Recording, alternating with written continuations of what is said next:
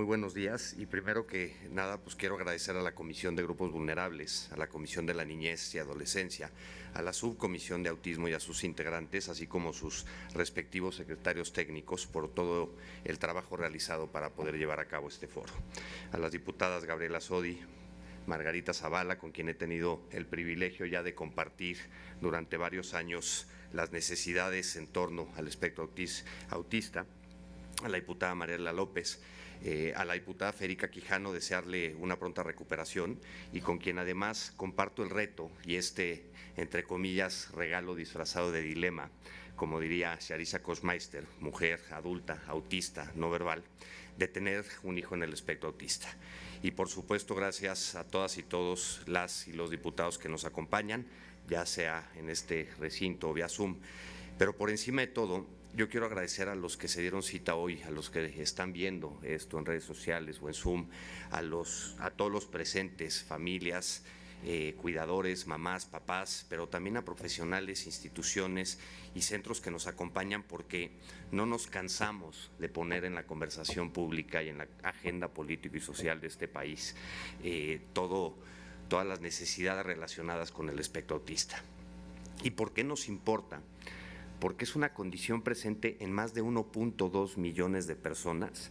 Sí, entendemos, o si la tomamos como la cifra arrojada por el único estudio de prevalencia en nuestro país, que dice uno de cada 115 personas está en el espectro.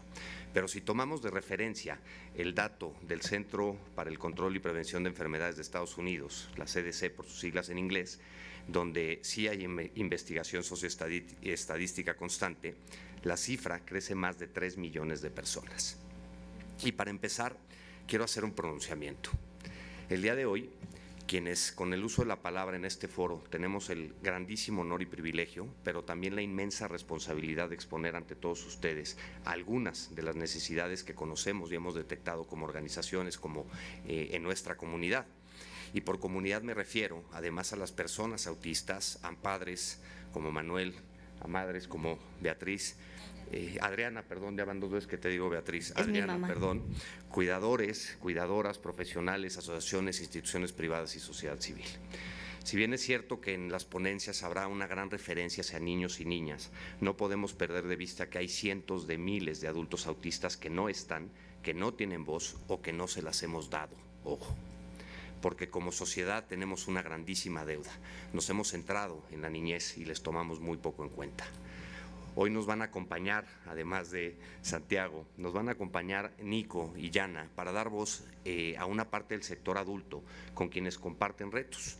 Pero hoy todos y todas los presentes vamos a levantar la voz para visibilizar a quienes por lo complejo de su condición o la falta de diagnóstico y atención temprana llegaron a la edad adulta con retos sumamente importantes, como Fernando, quien con 2 carreras no le fue posible titularse, el diagnóstico llegó tardío y hoy tiene altas necesidades de apoyo para poder laborar.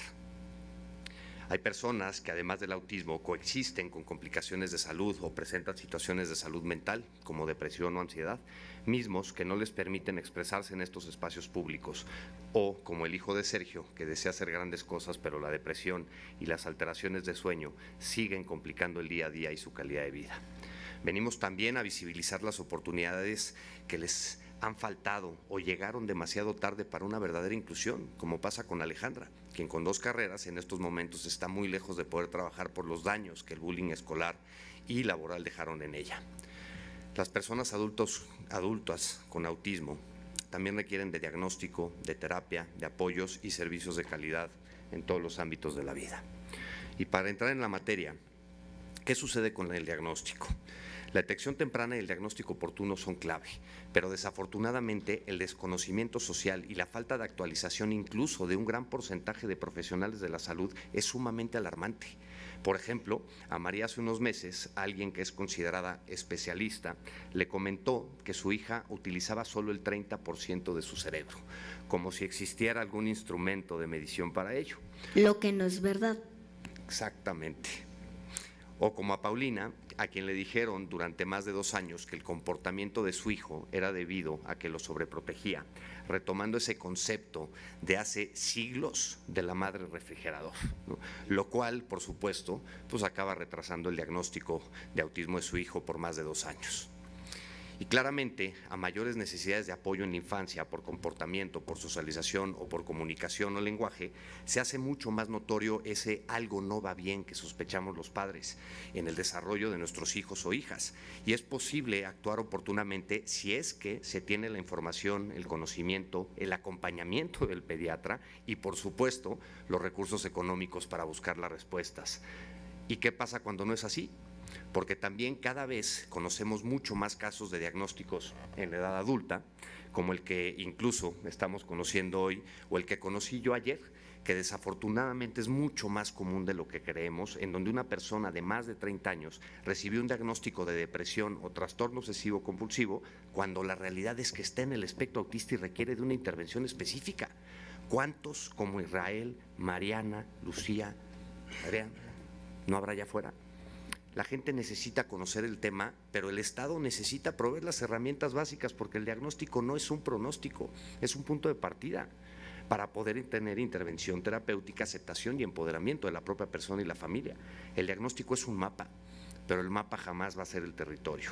El problema es que para estar en ese territorio hace falta acompañamiento, proporcionar recursos y herramientas informativas, formativas y socioemocionales, tanto a la persona en el espectro como para la familia. Trabajo que realizamos diversas organizaciones de la sociedad civil ante la falta de servicios públicos. Pero si no se garantiza desde la salud pública, sin duda va a seguir siendo este gran problema. Y para exponer en dónde están los grandes retos, me gustaría profundizar en dos grandes debates. Primero, ¿el autismo es una discapacidad o no? Santiago ya nos dio su opinión y ya nos dio su punto de vista. Muchas gracias. Y si realmente se requiere una ley específica de autismo. Y vamos a ver, el Manual de Diagnóstico y Estadístico de los Trastornos Mentales, en su última versión, DSM-5, y la Clasificación Internacional de Enfermedades describen al autismo como un trastorno del desarrollo neurológico. Esto deriva de que la Organización Mundial de la Salud define a la salud de una forma amplia como un estado de completo bienestar físico, mental y social, no solo como la ausencia de una enfermedad, por lo que clínica y legalmente se engloba el autismo como un tipo de discapacidad, aunque no es una enfermedad, sino una condición de vida. Y es una condición debido a la cual es posible experimentar dificultades en la integración sensorial, en la comunicación, el comportamiento o la interacción social. Algunos también pueden tener discapacidades intelectuales, concomitantes o situaciones de salud física y o emocional, lo que puede hacer que la vida diaria sea aún más desafiante.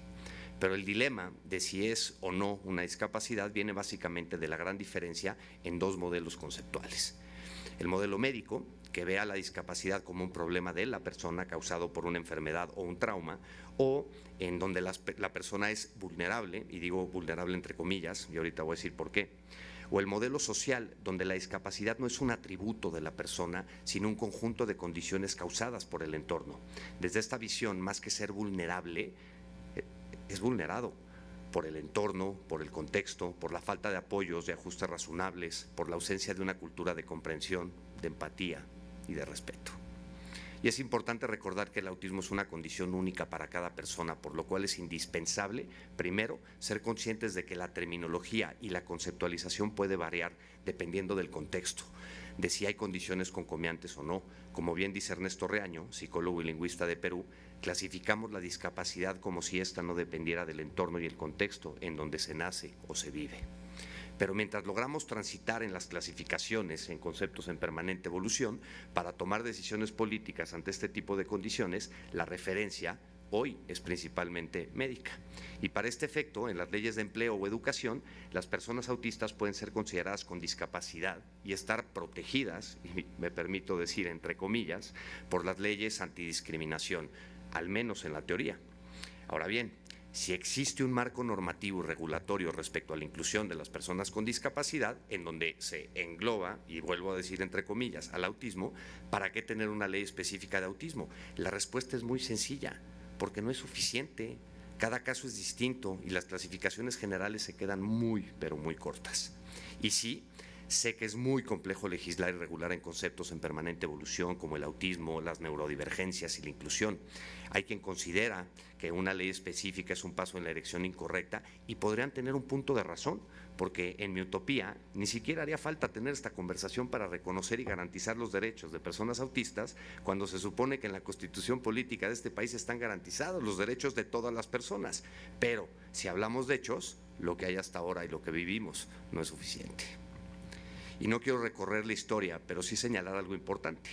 El 30 de abril del 2015 se promulgó la Ley General de Autismo en nuestro país, no sin su controversia. Pero dicha ley establece la creación de la Comisión Intersecretarial, de la cual hasta la fecha en esta administración desconocemos si se ha instaurado o implementado. Confiamos en que las dependencias de gobierno estén haciendo su trabajo, pero desafortunadamente no lo vemos reflejado en nuestras vidas cotidianas a 8 años. Y no quiero soltar esta pregunta, pero tengo que hacerlo. ¿Será que esa ley hoy es letra muerta? El año pasado, la Suprema Corte de Justicia invalidó la Ley de Autismo en la Ciudad de México ante la impugnación de la Comisión Nacional de Derechos Humanos con el argumento de que no se cumplió el derecho a la consulta. Y es irónico que hayamos sido convocados por la comisión proponente de dicha ley en el inicio del proceso, participamos en diversas sesiones, propusimos diversos artículos, les voy a compartir algunos datos de una consulta que realizamos nosotros como organización y que está en la exposición de motivos de dicha ley, y jamás se nos convocó ante la impugnación que hubiéramos podido argumentar. ¿Cuál es el criterio de suficiencia que establece la Comisión Nacional de Derechos Humanos o la Suprema Corte de Justicia? Para mí es irónico. Ahora, les quiero compartir algunos datos de la consulta que nosotros como organización realizamos para conocer la situación de personas autistas, específicamente en la Ciudad de México. Solo el 5% se considera independiente. El otro 95% requiere apoyos en distintos niveles por sus actividades en la vida cotidiana. Únicamente el 38% recibe el diagnóstico de parte de un servicio de salud pública. 23% recibe terapias del sector público. 48% recibe terapias de una institución privada o bien de un terapeuta particular. 18% no ha recibido ninguna terapia. Un dato a destacar: de quienes reciben acompañamiento terapéutico, el 28% solo tiene 1 hora de terapia a la semana, cuando el 31% recibe más de 2 horas a la semana, cuando lo recomendado por especialistas en intervención temprana, que ya nos compartirán, son 5 horas diarias. Eso quiere decir que cuando hablamos de intervención temprana, solo el 1.2% de los casos la ha tenido. 81% de las familias no tienen un acompañamiento personal o psicológico, que es indispensable para todos y todas. Y hablando en el ámbito social, alrededor del 80% considera que no se respetan ni garantizan sus derechos básicos ni integrales. El 60% se le ha negado una vez la incorporación a una escuela. El 77% se le ha negado un servicio de salud por su condición de vida. Me podrán cuestionar sobre cómo recabamos estos datos. Fue una encuesta pública y digo que no hay ninguna metodología científica detrás de un formulario de Google, pero son personas que compartieron su experiencia. ¿Qué sentido tendría decir cosas que no son verdad? Y un dato a destacar: el 98.5% de nuestra comunidad considera que debe de existir una ley que regule, proteja o garantice los derechos de las personas con alguna condición de neurodesarrollo en la Ciudad de México. ¿Por qué no se nos convoca a defender algo que trabajamos durante meses? Yo no soy experto ni especialista en el tema, no soy abogado, pero como padre, como activista, como presidente ejecutivo de Iluminemos por el Autismo, lo que sí sé es que las necesidades de las personas con autismo y sus familias no están cubiertas por las políticas públicas. Y más allá del respeto a los derechos, este tipo de leyes también deben de servir para garantizar acciones que incrementen la calidad de vida de las personas con autismo y sus familias, desde un diagnóstico diferencial y temprano, el acceso a terapias, servicios de salud, acceso a la educación, la recreación y el trabajo. Personas autistas y padres y madres pedimos lo que casi cualquier persona hoy ya tiene: derechos y oportunidades. Por favor, les pido a todos los aquí presentes que levanten la mano quienes consideran que necesitamos un marco legislativo específico o no. Creo que está claro que somos una mayoría, ¿no? Insisto, ¿dónde se nos da voz ante las impugnaciones? Para llegar a este punto se requiere voluntad, se requiere políticas públicas y sobre todo que se asignen presupuestos. Y no venimos a pedir dinero, ojo, venimos a exigir que se cumplan nuestros derechos en materia de accesibilidad, de salud, de educación y de trabajo. porque sin ello la inclusión es una utopía. Todos los días nos topamos con escuelas que niegan acceso porque dicen no tener la preparación. Pues que se preparen, así de simple y así de fácil, ¿no? Y si les da miedo, que lo hagan con miedo, así de simple, porque es una necesidad urgente. Hace años hablábamos y hemos hablado de que la visibilidad genera un interés y hemos avanzado, y sí, muchísimo. Hoy el autismo interesa un poco más. Lo comprobamos hace una semana cuando más de 5,000 personas nos reunimos en Reforma para la caminata conmemorativa al 2 de abril. Lo vemos en medios de comunicación, lo vemos de parte de legisladores, pero lo que hace falta hoy es enfocarnos en las soluciones. Y reconocemos obviamente diferentes acciones puntuales como el Centro de Autismo Sinaloa, la clínica del DIF municipal de Zapopan, la de Tamaulipas, la de Quintana Roo o el centro que está por inaugurarse en Morelia, por mencionar algunas de las que yo tengo conocimiento, pero las políticas públicas y el impacto de la ley hoy es insuficiente. Y no niego el interés de muchísimos legisladores, pero sin embargo el interés no debe de ser político, no debe centrarse solo en el mes del autismo, debe ser de todos los días como todos nosotros lo vivimos. Hace falta voluntad para pasar a la acción y si bien agradecemos y celebramos espacios como este y asistiremos cuantas veces sea necesario, necesitamos actuar ya. Porque les quiero recordar a las instituciones públicas federales y estatales que lo que no hagamos hoy y lo que no sigamos haciendo nos pasará factura el día de mañana, porque ¿hasta cuándo vamos a asumir el costo de no hacer nada? Porque incluso tiene un impacto directo en el desarrollo del país, de acuerdo con algunos estudios, por cada peso invertido en intervención temprana se tiene un ahorro de 4 en un futuro. Y esto me da la pauta para exponer que necesitamos investigación antropológica y social en materia de autismo, porque obviamente dónde están y quiénes son es muy importante, pero también conocer el impacto de la familia, el efecto empobrecedor, cuál es el costo de vida de una persona con autismo, cuál es el costo de desarrollo país, el efecto de que una mamá o un papá dejen de trabajar para cumplir con el rol de cuidador o cuidadora primaria, porque insisto, estamos asumiendo hasta hoy el costo de no hacer nada. Debemos de actualizar la Ley General de Autismo.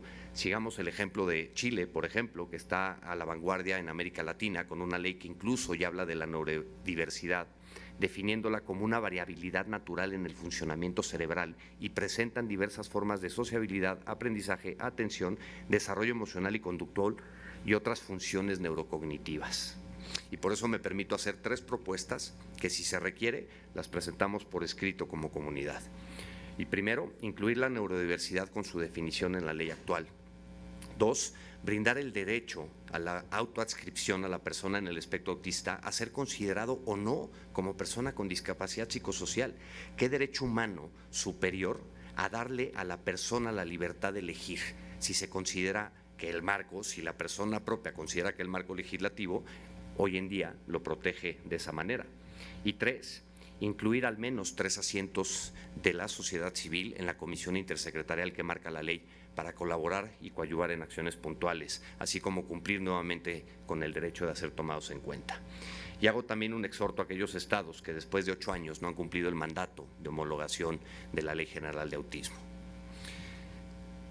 Mi deseo hoy es que los testimonios de hoy motiven acciones que se traduzcan en cambios significativos en la calidad de vida de las personas dentro del espectro autista y sus familias, porque al final el autismo no es el problema es la falta de, y pongo una rayita en blanco para que cada quien la llene en su propia experiencia, en su propio contexto, pero la solución va a recaer en una cultura de inclusión, y si entendemos la inclusión tan solo como comprensión, empatía y respeto, ¿quién me va a negar que de esto no nos hace una mejor sociedad? Aceptemos y respetemos nuestras diferencias como seres humanos, tengamos oportunidades y creamos oportunidades para todas y todos por igual, democraticemos la inclusión porque no debe ser privilegio para algunas personas y no puede depender del contexto o circunstancias de cada familia. Y para finalizar, quiero citar y contarles una breve historia que escuché de Rick Elías. Rick Elías no tiene nada que ver con el autismo. Es uno de los pasajeros del vuelo que aterrizó en el río Hudson en Nueva York en enero del 2009, después de casi estrellarse, y cuenta que al estar ya en tierra firme, se acercó al capitán del avión y le dijo: gracias por salvarnos la vida. A lo que el capitán Solí le respondió: tan solo estaba haciendo mi trabajo. Y Rick Elías invita a una reflexión que me gustaría traer en este recinto. Imagina un mundo en donde cada uno de nosotros tan solo hiciera su trabajo. La realidad es que cuando cada persona dé lo mejor de sí misma y hagan su trabajo, nuestro país será un país mejor. Y nuevamente, gracias a todos y a todos los presentes, porque este foro es de suma importancia, pero lo que suceda hoy aquí y de aquí en adelante, lo que hagamos en un futuro, depende de cada persona. Que este esfuerzo, por favor, no sea en vano, que no quede en un solo día, que el autismo, las neurodivergencias son condiciones aparentemente invisibles. ¿Cómo vamos a conocer aquello que no vemos? ¿O cómo vamos a incluir aquello que desconocemos? Sociedad, empresas, gobierno, hagamos cada uno lo que nos toca, nada más. Muchas gracias.